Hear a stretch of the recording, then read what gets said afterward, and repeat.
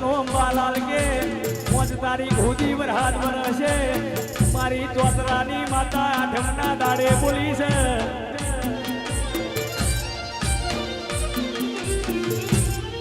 એ જગતનું વિજ્ઞાન જૂઠવું પડશે જગતની આગાહી ફરીને મારા ચોકમાં આજ પોણી છે પણ દશેરાની રાત આવો ધૂળના ઉડારું તો દેહમાં મારું વેણ છે દેરા